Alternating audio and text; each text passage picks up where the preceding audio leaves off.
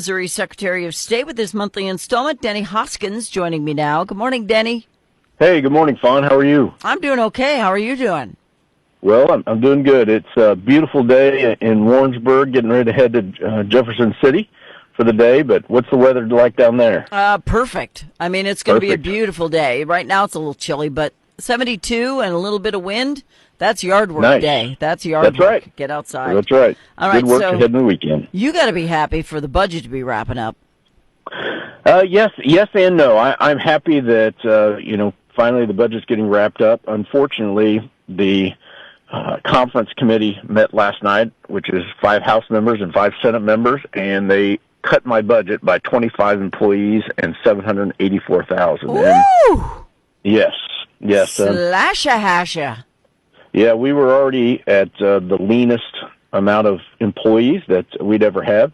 Secretary Ashcroft actually did a really good job, and he had us around 205, 206 FTEs or employees, and that's about what I had as well. And that's I believe, an all-time low. I think the most, at least over the last 20 years, was around 255 employees during the Carnahan administration. And so Secretary Ashcroft had really ran a lean, mean office, and I continued that. But to cut 25 employees, that's another huge hit to my budget, and unfortunately, we will have to look at possibly firing people, since if those cuts actually do go through, which it looks like they're going to. Are some of them today. Possible through attrition, though, who are ready or close to retirement or something?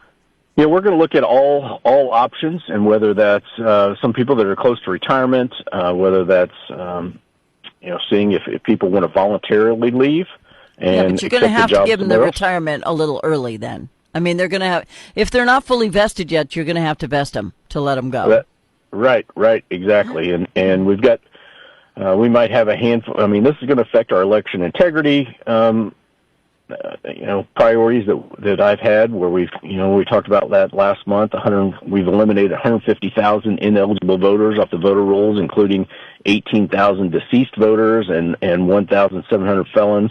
We're in the process of eliminating duplicate voters, so those voters that are listed twice, they might be listed in Cape Girardeau and also in Jackson, down there, because they move back and forth. And so obviously people should only vote once, or they move over from Kansas, the Kansas City, Kansas side, and move over to the Missouri side, or St. Louis, East St. Louis in Illinois, and move over to the Missouri side, and vice versa. So we've come a long way in auditing those voter rolls, and very proud of that. But this will affect those efforts. You can do it, though.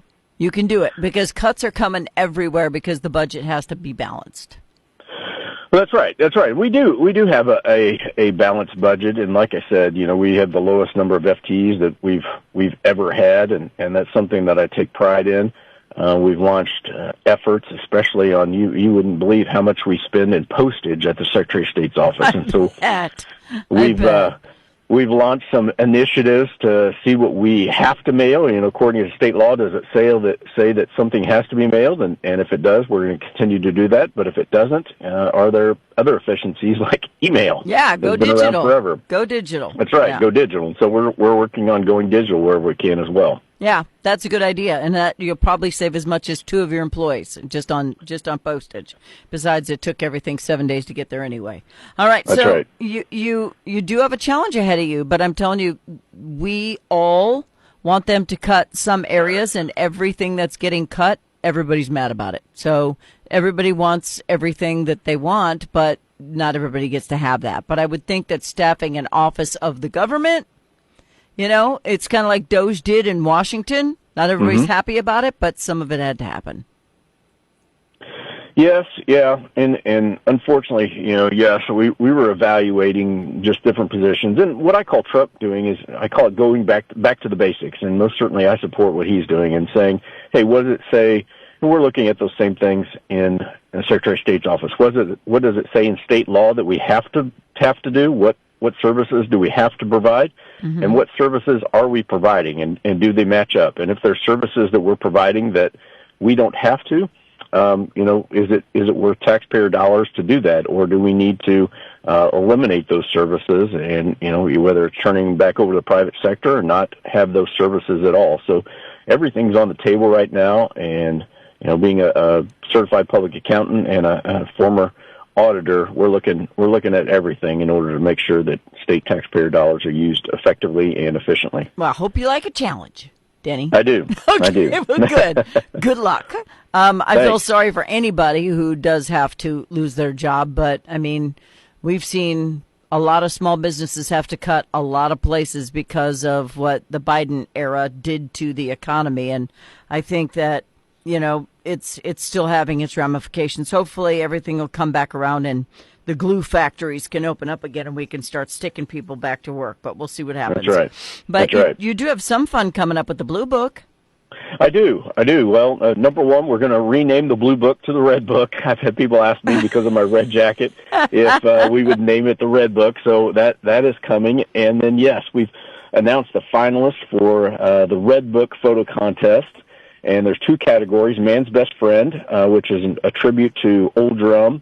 Old Drum came from Johnson County, from Warrensburg, where I live, and that's where the saying "a dog is a man's best friend" came from. And so we have those finalists, and then Missouri Sunrise is a nod to Mark Twain, and we've announced those as well. So you can find those on the Missouri Secretary of State website, as well as our Facebook page, and vote for who you think should be the best photo for Man's Best Friend, as well as the best Missouri Sunrise. And I believe we're taking the top three, and those will be featured in the Missouri Red Book. Okay. I've said Blue Book for so many years. I don't know if I can say Red Book. Well, I know. Even when it's changed colors a couple times, like I think it was green when it was ugly then. Patrick was he was Secretary of State. They've typically always called it the Blue Book, no matter what the color is. Yeah. Well, it's going to take me a while to acclimate to that. All right, so get your pictures, and they send them in on the website. Yes, send them in on the website, and they can take a vote on. We've already announced the finalists. And so, but they can go out on the website as well as our Missouri Secretary of State Facebook page and vote for the picture they think should be the best for Man's Best Friend as well as Missouri Sunrises. Awesome. Well, woman's best friend is also dog, and I have 2 German Shepherds, and I don't know what I'd do without them. That's right. You got to deliver the National Day of Prayer, saying something for the government leaders. Now, Rachel did talk about going on social media and pulling the audio, but I'd rather hear from you. I know you're prayerful, obviously, because you're a Christian. We have a new leader of my church, the Catholic Church, and there is such an explosion of hate going on social media right now for Catholicism and Christianity by all the people who've dropped too much acid and have come to believe that, they were planted here by aliens or we just disappear when we die. I don't know what's wrong with those people, but seriously, put the crack pipe down. But as a strong Christian, being able to be there for prayer day, that must have meant a lot to you.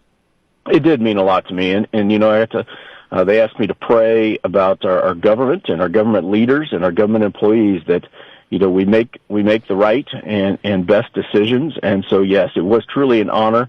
I think our Lieutenant Governor, David Wassinger, he prayed first, and then I prayed second, and it was a moving experience. And it came right after the Midwest March for Life celebration, and so the National Day of Prayer was right after that, out on the front lawn, and yes, that did mean a lot to me, to pray that we do what's best for the government and remember our Christian beliefs and where we came from. And I know you mentioned, the Pope. That's very exciting. I am not Catholic, but I actually graduated from Fatima High School. I call it a public school, private named after Our Lady of Fatima in the Catholic faith. And, having the first Pope from the United States, wow, that is incredible. The only bad part is he's from Chicago. So that's right. I'm a little worried. Well, he did say he was a Chicago White Sox fan. At least he didn't say he was a Chicago Cubs fan. So that's good. because it matters, man. It matters. All right. So with the first American Pope, I had the ambassador from the Holy See, Francis Rooney, appointed under George W. Bush on my show day before yesterday. And we were saying there are some American cardinals that are very worthy of being the Holy Father. And we got one. I was so excited. I'm so excited. Yes. I just hope he's not like Pope Francis, because he was very, very too much nose into politics. I want him to focus on the church. Yes. No, I agree. Yes, I've been visiting and discussing, have we ever, with some of my Catholic friends, have we ever had an American Pope? No. Like, no, probably not. This one's probably going to come from Europe or Latin America. And I said, I said, and how many cardinals are there in the United States? And they kind of took me through that cardinal making process. And I understand that Pope Francis got to appoint over 50% of the cardinals, and so some of my Catholic friends were a little nervous that about who might be elected with some maybe more liberal beliefs. But and he appointed some people that should not have been cardinals, but that's why I wasn't a big fan of his. But he was the first pope from Latin America, first from one of the Americas, from South America. So being from Argentina, but I mean, he did an okay job, but I hope this one does not follow in his footsteps. So new pope, and he's American, and that is historical and amazing. So I'm very excited. Yes, very much so. All right. So you said something a little bit ago. We've got about 2 minutes left. You said you cleaned up the voter rolls, and I'm very happy to hear that, because every election, I feel there is some cheating. I don't care whether the national media will announce it or not. They say we're full of crap, that it doesn't happen. It does. And this helps by taking the people off the rolls who aren't supposed to be there. Yes, it's very, very important, and I know some of my companions in other states are doing the same thing. Take, for example, the state of Iowa, where they found 300 non-citizens on their voter rolls, and some of the other things we're looking at doing. Well, obviously, we want to get our voter rolls as tight as possible, and then we just receive access, thanks to, in large part, to Congressman Jason Smith's office, to the SAVE database. Yes, and the SAVE database from the federal government, so we can look at our voter rolls and compare that to the non-citizen list to make sure that we don't have any non-citizens that are registered to vote. So I know kudos to Congressman Jason Smith and his staff for helping us get access to that. And we're also looking at something else. It's called post-audit election companies, and these are companies that are not affiliated with any of the machines, and they come in and actually perform a post-audit election, or post-election audit, I guess I should say, where they upload all the documents, all the ballots, and then compare their vote totals with what was actually reported on election night to see if they match. And if they don't, they investigate the differences. And then they can also bring up, hey, if these votes, we didn't, you all didn't count these votes, and maybe somebody put a pin dot in the oval next to somebody's name, and so it didn't count that one. Or maybe somebody circled the candidate's name instead of filling the oval, or they wrote in the candidate's name in the write-in section instead of filling in the oval next to the name. So they can bring those up automatically, and then, you can actually click on that ballot and see the entire ballot and see if you can identify what the voter's intent was, whether they actually meant to vote for someone or not in that race. Sometimes one vote matters. In a lot of races, one vote matters. Well, Denny, we are out of time, but I know you've had your first 100 days. Rachel said it's a great office place to work in, so you need to buy her flowers for sending them that email. But Denny Hoskins, I know you're having fun, and I know you're a bit worried about the budget cuts, but I believe that you will be able to pull it off, and you'll do great. So thanks for being on the show. Appreciate you. I'll talk to you next month. Bye-bye. All right. Take care. Bye. Bye. Denny Hoskins, your Secretary of State of Missouri.